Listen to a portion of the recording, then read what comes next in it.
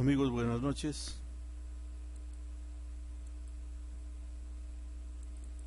Aquí estamos con un nuevo video revisando un artículo periodístico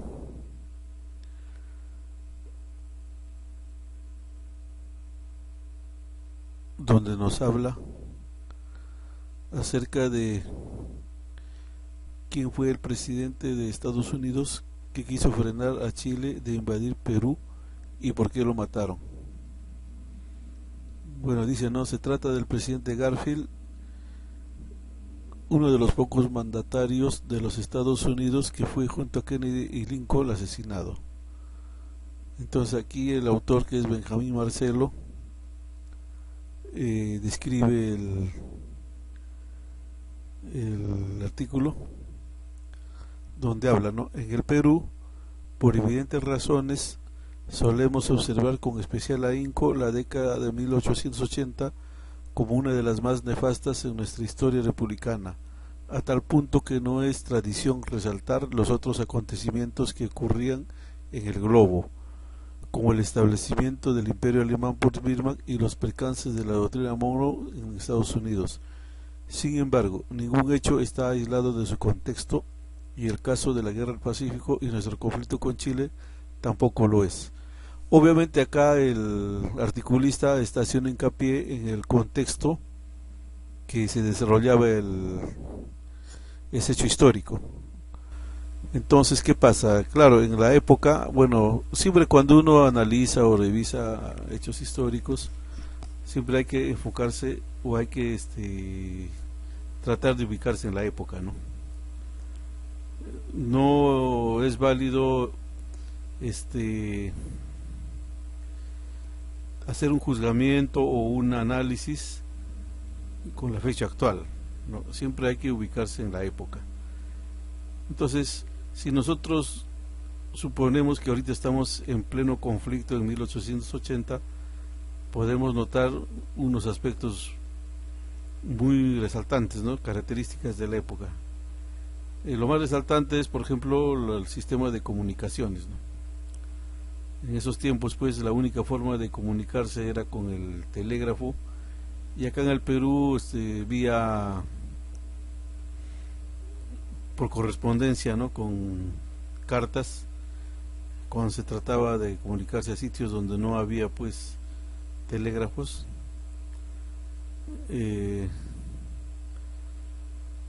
Era un poco difícil, pues, la comunicación. Como vemos en esta pantalla, incluso todo lo que se estaba sucediendo durante la Guerra del Pacífico era graficado en forma de dibujo, y eso era enviado a Inglaterra, ¿no?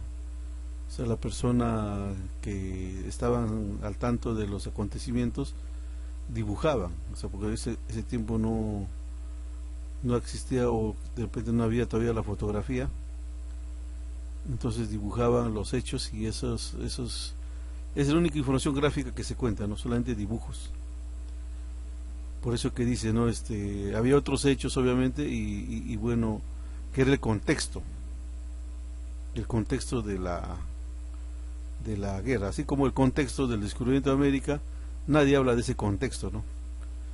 Si nosotros vamos a saltarnos un poco el tema que estamos entrando, si vemos, por ejemplo, el contexto que se desarrolla el descubrimiento de América es por el bloqueo que tenían los turcos hacia los europeos en el comercio con los asiáticos, o sea, con China, ¿no? Entonces, por eso es de que se lanzan a la mar y de casualidad descubren este continente, ¿no? Entonces, ese contexto es lo que ahorita está tratando de enfocar el articulista. Continuamos, dice, ¿no? La diplomacia y la intervención internacional fue un importante capítulo en el escenario bélico que traumatizó el litoral del Pacífico durante aquella década, a tal punto que las propias negociaciones de paz durante más años que la misma guerra, decantada en favor de los chilenos tras la batalla de Angamos, no está mal, no tras combates, porque batallas se hacen en tierra y combates en el mar. proceso durante el cual quizás el mayor afectado fue el Perú. Listo, la intervención estadounidense en la guerra del Pacífico. En medio de este escenario no hay mayor destacado entre los agentes internacionales que pudieron intervenir entre Perú y Chile que los Estados Unidos. En ese enorme país del norte que acababa de ganarle California, Texas y Arizona a los mexicanos, y al cual urgía hacerse notar como el hermano mayor de la región y desarrollar sus relaciones ante un Reino Unido en su mayor etapa comercial expansionista. Obviamente, también aquí cabe resaltar que Inglaterra, era un imperio prácticamente, ¿no? Una nación imperialista que no solamente tenía intereses acá, sino también en diferentes partes del mundo. Y Estados Unidos ya estaba emergiendo como un nuevo imperio. Entonces, en ese contexto se da este tema de que el presidente de Estados Unidos quiso ya intervenir, ¿no? Como dice, ya se había dado la doctrina Monroe, ¿no? Cuando dice América para los americanos. Entonces ya se ve la necesidad de Estados Unidos de desplazar a los ingleses de su área de influencia, ¿no?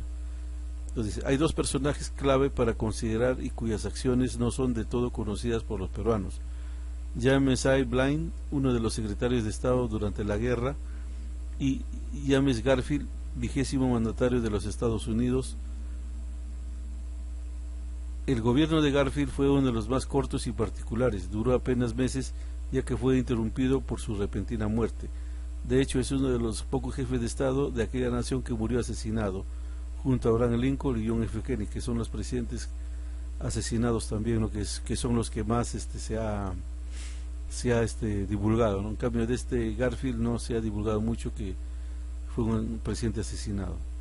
Sin embargo, su corto periodo al mando coincidió con la etapa más crucial de las negociaciones entre Chile y Perú, las cuales tardaron 3 años más, casi el doble de la propia campaña marítima. La administración Garfield, a través de su secretario de Estado, James G. Blaine, tuvo protagonismo especial una vez que los chilenos tomaron el control definitivo del mar. Listo. James G. Blaine, el defensor del Perú. Entonces acá se hace una pregunta, ¿no? ¿Realmente nos quería defender o qué intereses tenían? Entonces dice, no, Blaine tenía orígenes humildes y era comúnmente llamado un parvenú. Su labor de intermediación inició apenas los chilenos comenzaron la campaña de Lima a fines de 1880. Previamente, el norteamericano había buscado la posibilidad de que el Perú no ceda territorio alguno. El historiador estadounidense Justus Dueneken mencionó que en su libro The Presidencies of James A. Garfield y Chester y Arthur, la primera fase en la que se involucró Estados Unidos fue en octubre de 1880. Chile rechazó el arbitraje. Isaac P. Christiansi, enviado especial al territorio peruano, fue quien advirtió a Blaine que debería intervenir lo suficiente para establecer la paz, o bien para convertir el Perú en un protectorado americano. O sea, ya Chile ya estaba decidido que se tenía que anexar los territorios, ¿no? Pues eso ya era definitivo, por eso es de que rechaza todo este tipo de negociaciones, ¿no? O sea, ya la mira estaba puesta, pues, como en anteriores videos yo he explicado, que ya eso era el objetivo, ¿no? Porque Chile ningún país puede sobrevivir si no tiene, como se dice la palabra, si no tiene recursos.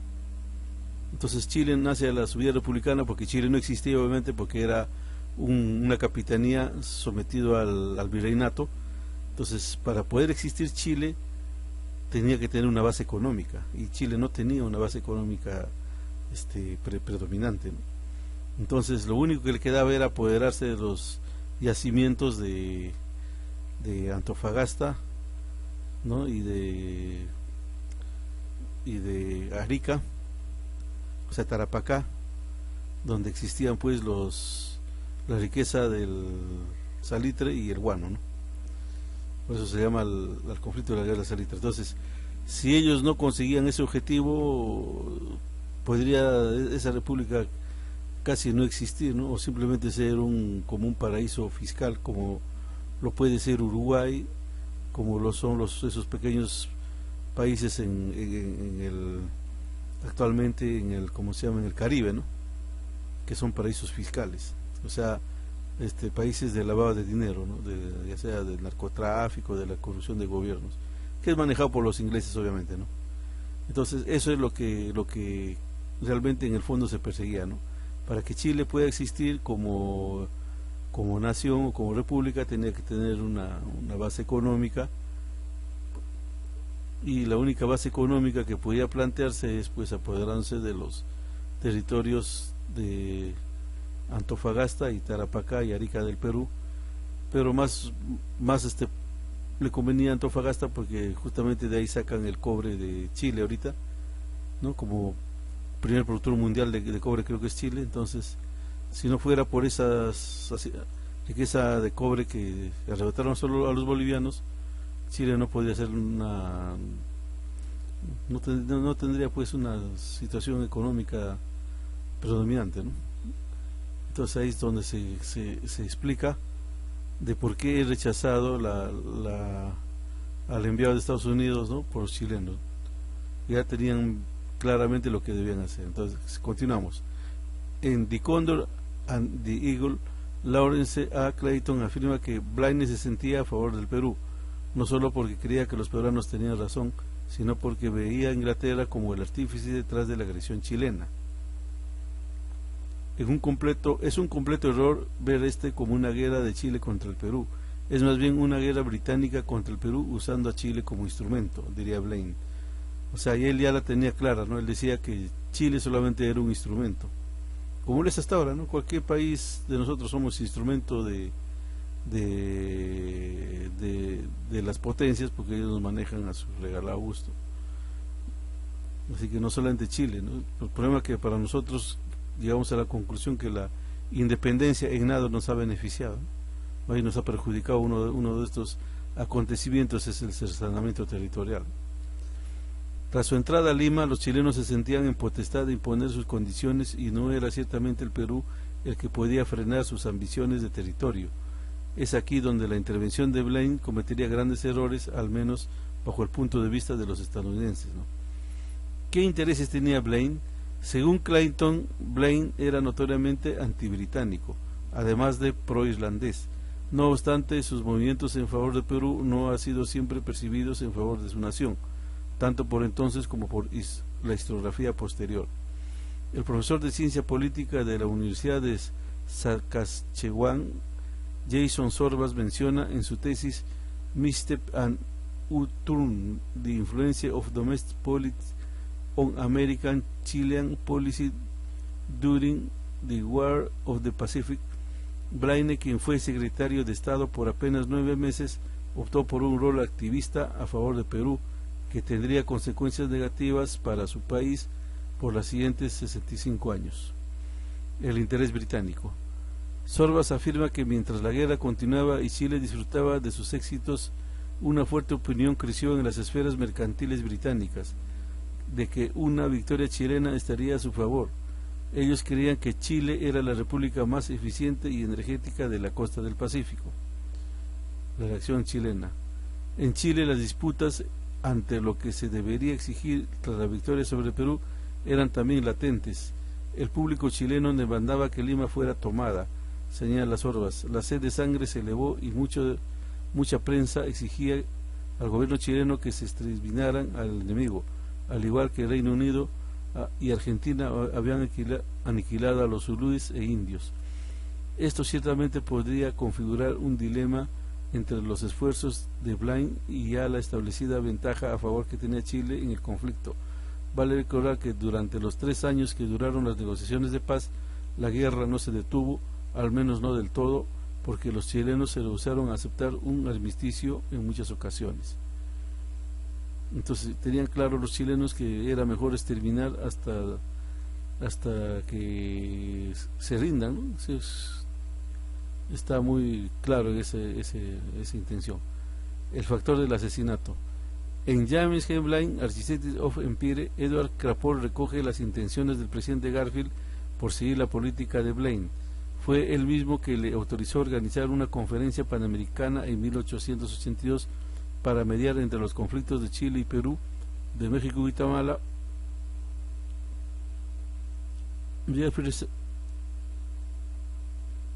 y ofrecer un foro que favorezca al comercio de los latinoamericanos con su país en un claro esfuerzo de competir contra Inglaterra.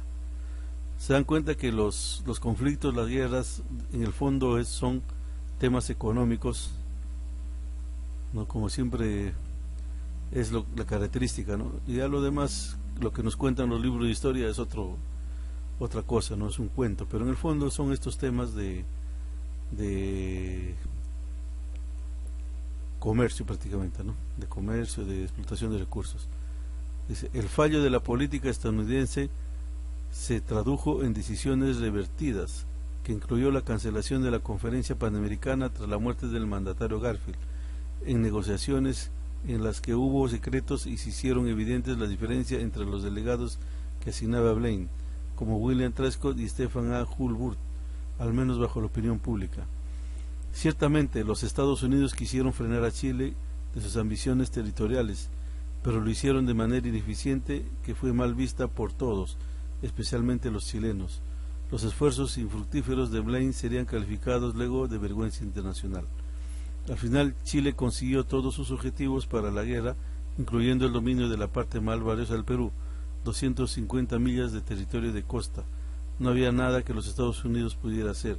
La diplomacia americana, en corto, fue total fracaso, apunta Doineke. ¿Por qué la política de Estados Unidos frente a Chile cambió y cómo generó tantas consecuencias negativas? Se pregunta Sorbas. Evidentemente, las estrategias que Blaine había promovido, con buena fe o no, habían justificado el dicho de que la medicina puede ser peor que la enfermedad. O sea, no hicieron bien los planteamientos de cómo se debía negociar, ¿no? Ya fue parcialista. Cuando ya se notó la parcialidad del que quiso negociar, entonces no tiene validez. Entonces, el fracaso estadounidense. En una publicación del New York Times por aquellos años se critica a Blaine con un enfoque continental. Aunque admitimos el magnífico futuro que un eventual protectorado del Perú habría significado, se debe ser consciente de que la conquista de todo un continente nos habría costado a los Estados Unidos una fuerte suma de dinero y no pocas vidas, ya que una guerra contra la Europa unida hubiera involucrado muchos gastos y problemas. Políticos astutos y contratistas hábiles se hubieran encargado de prolongar esta guerra. Aún así, todos los americanos ansiosos por contratos de guerra listos para hacerse gobernadores de oficiales subordinados en estados sudamericanos se arrepentirán de la timidez que llevó a los sucesos de Blaine a revertir sus esfuerzos y preferirían la más sensata política de quedarnos en nuestros asuntos. Pese a que el fracaso de la política estadounidense tuvo sus propios factores, es imposible aislar el devenir de los hechos del asesinato de James A. Garfield. El 20º presidente de los Estados Unidos fue herido de bala el 2 de julio de 1881 y murió 79 días después en New Jersey. El asesino Charles G. Guiteau había actuado presuntamente en venganza debido a que no se le devolvieron favores políticos tras la elección de Garfield. Este fue condenado y falleció en la horca un año después. Los europeos frente a la guerra del Pacífico. Tal como menciona Sorbas, tanto en el Reino Unido como en otras potencias europeas tenían un poco probable una participación directa como mediadores en la guerra entre Perú y Chile. El Reino Unido, sin embargo, había ofrecido en diferentes ocasiones algunas oficinas para llegar a un acuerdo, pero rechazó siempre la idea de actuar de mediador. En el recién unificado Imperio Alemán, el canciller Bismarck se encargó, tal como lo hacía en Europa, de mediar en contra de cualquier intervención europea. En 1882, el presidente francés Jules Grevy quiso discutir la paz entre Perú y Chile. Los términos que exigían los chilenos eran considerados por el mandatario como factores que podrían aniquilar al Perú. Según por esto requerían modificaciones que solo la intervención internacional podría lograr. ¿Qué pasó con la intervención de Estados Unidos tras la muerte de Garfield? En su revisión a la Guerra del Pacífico durante su discurso ante el Congreso, el sucesor de James Garfield, presidente Chester Arthur, proclamó: el poder de Perú no se extiende más a lo largo de su territorio y en el evento de nuestra interferencia, la paz necesitaría ser suplementada por las Armadas y la Marina de los Estados Unidos. Una intervención de esa naturaleza nos dirigirá inevitablemente al establecimiento de un protectorado, un resultado absolutamente contrario con nuestra política pasada, injuriosa a nuestros intereses y una completa vergüenza para el futuro, sentenció. La respuesta de Estados Unidos al intento de mediación por parte de Francia. En el libro James Hemline and Latin America de David F. Haley, historiador de política exterior de Estados Unidos, se menciona el intento de Greevy de aportar a la necesidad de intervención internacional para evitar que se ponga en peligro el futuro de las empresas extranjeras en Perú. La respuesta de Blaine a Greevy fue cortés pero negativa. Este expresó que su visión por entonces era de que los intereses de Estados Unidos predominarán en el Nuevo Mundo y que las respuestas americanas compartían geografía especial y afinidades ideológicas, y que cualquier intervención europea sería inconveniente. Greevy afirmaría más adelante: los Estados Unidos son suficientemente competentes para encargarse del asunto.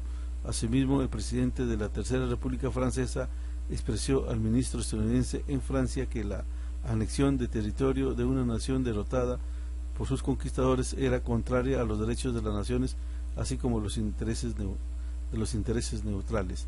Obviamente este tema ya lo hemos discutido ampliamente, ¿no? Que las guerras no dan derecho a cesiones territoriales, pero lamentablemente eso nunca se respetó y la comunidad internacional tampoco hizo nada, ¿no? Por eso que nosotros siempre demandamos que esos territorios deben regresar al seno de la patria, y eso no nos vamos a cansar de afirmar, porque ya en esos tiempos, bien claro dice, ¿no? Dice: la anexión de territorio de una nación derrotada por sus conquistadores era contraria a los derechos de las naciones, así como a los intereses de los neutrales.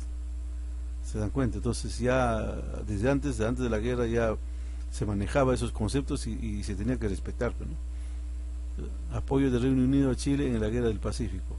El Reino Unido atravesaba sus propias complicaciones en África, donde seguía expandiendo sus territorios coloniales.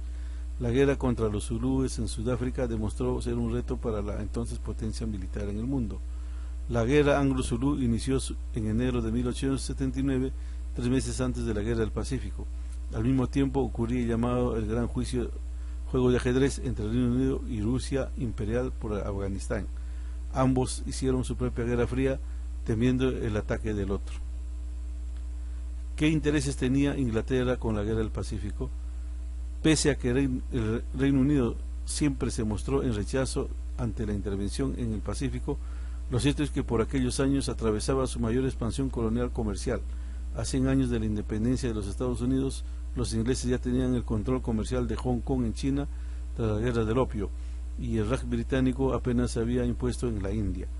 China e India, dos de los territorios con mayor población en el mundo, que un peruano que vuelva más amistoso hacia ellos con su suficiente material de guano era definitivamente beneficioso para la clase mercantil tan influyente en el Parlamento británico por la época.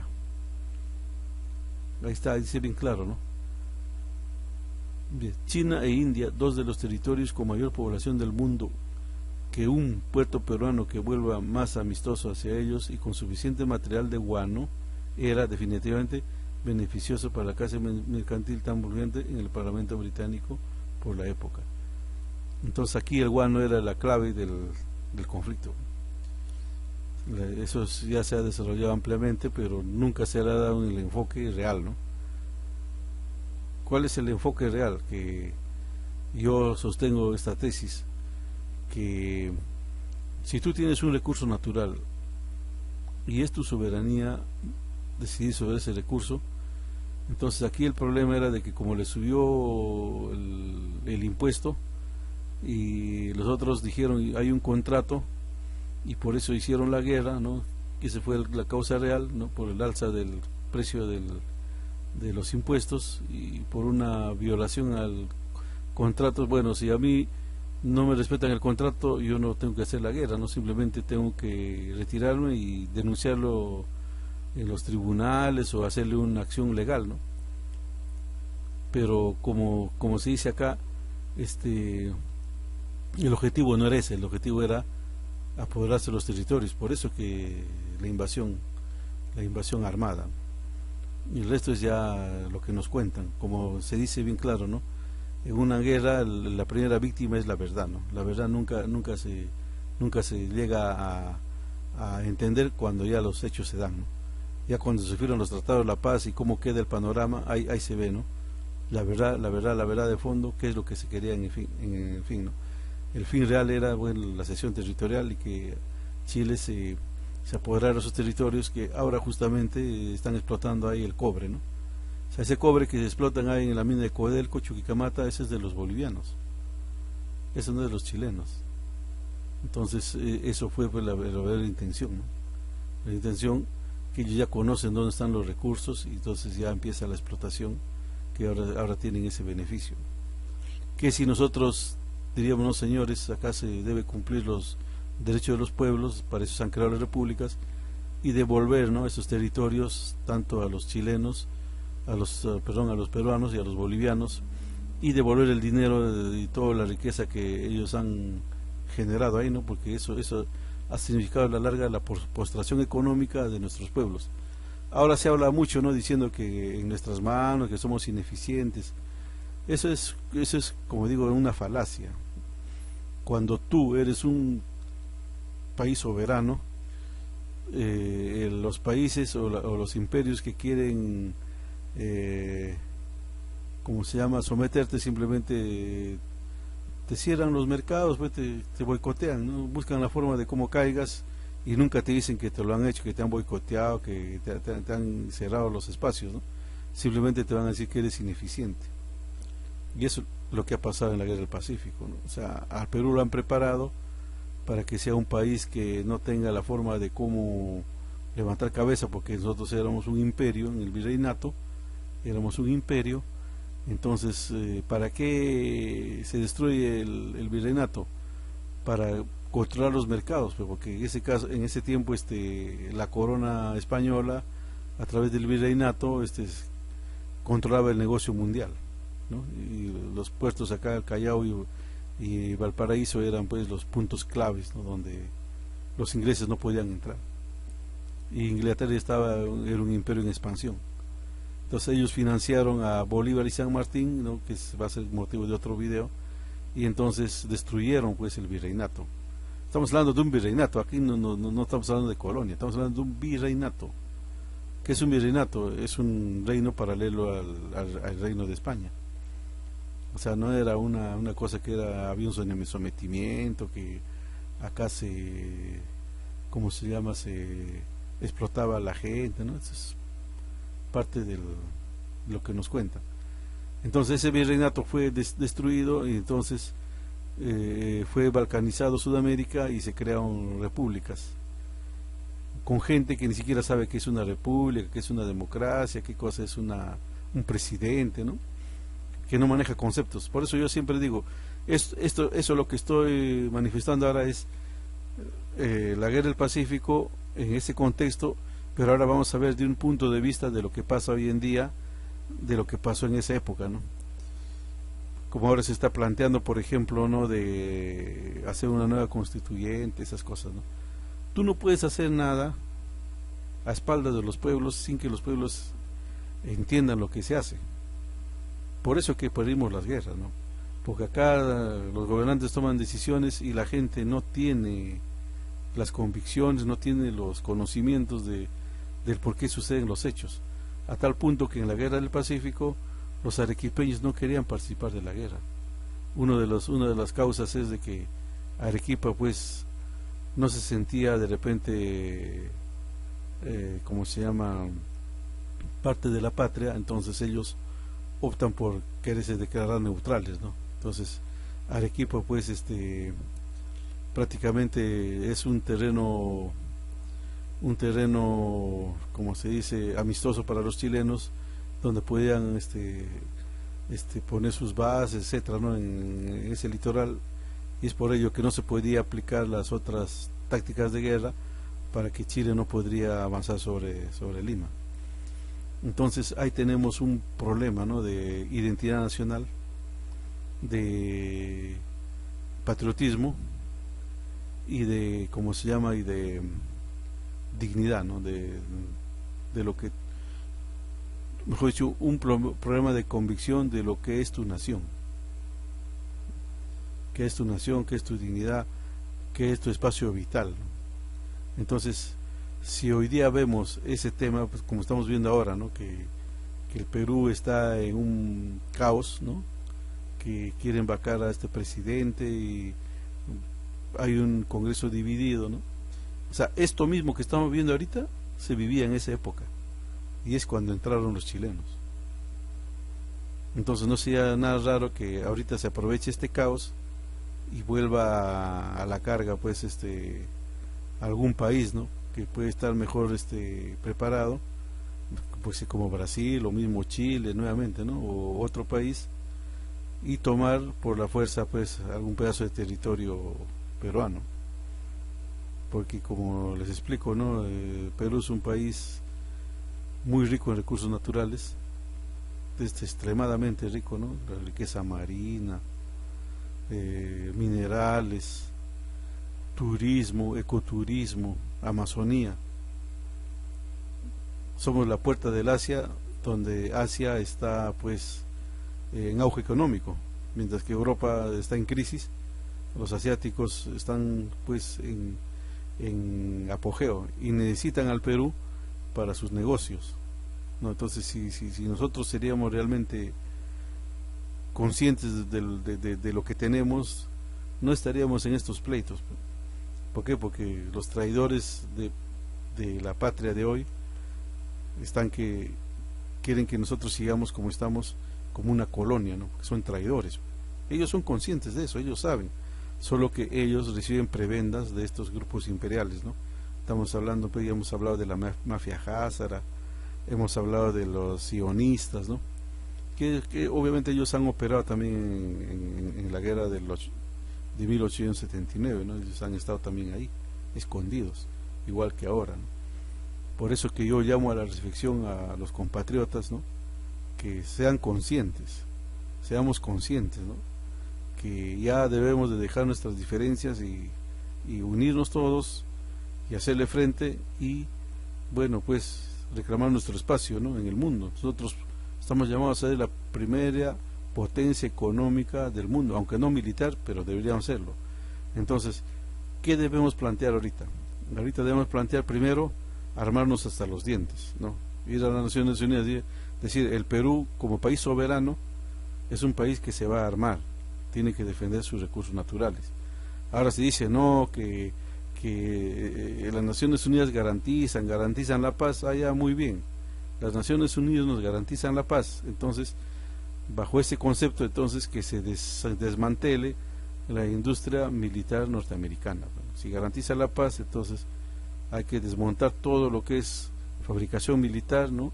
Bombas nucleares, etcétera, a nivel planetario, cosa que ya se garantiza la paz. ¿Se dan cuenta, señores? Todas esas cosas hay que tener presente siempre, ¿no?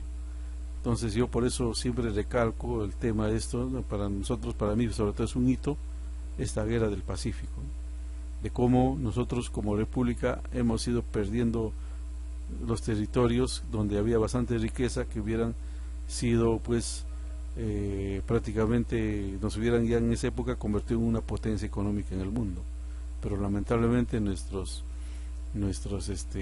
gobernantes y nuestras clases dominantes no han tenido esa visión, ¿no? Y hasta ahora, ¿no? No vayan a pensar que ahora cambió las cosas, ¿no?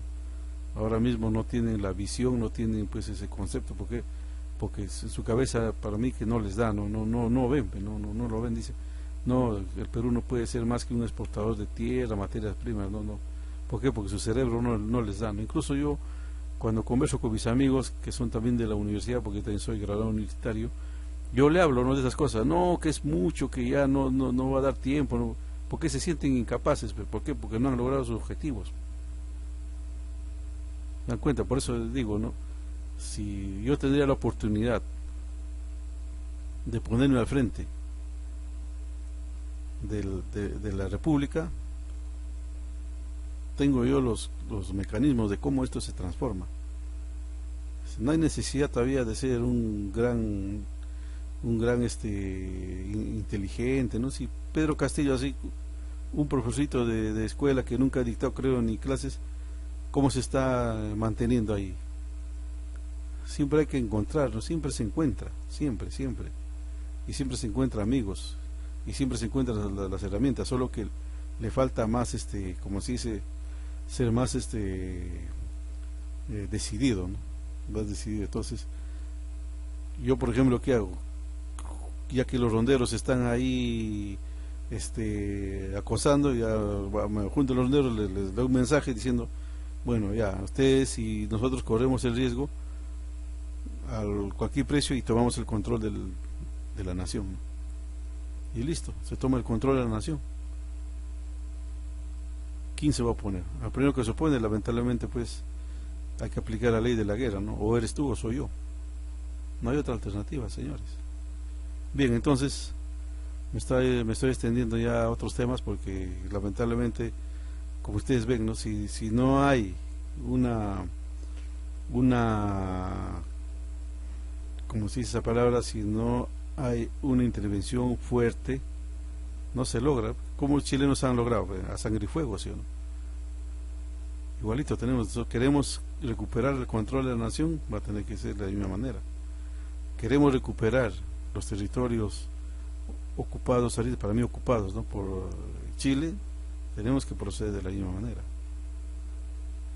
Bueno, piensen en todas esas reflexiones y espero comentarios, y estaré, bueno, pensando en el siguiente video. Ya tengo los temas, espero que me alcance el tiempo, y estaremos debatiendo también los otros videos y los otros temas que se va a ir poniendo en el canal de YouTube. Muchas gracias.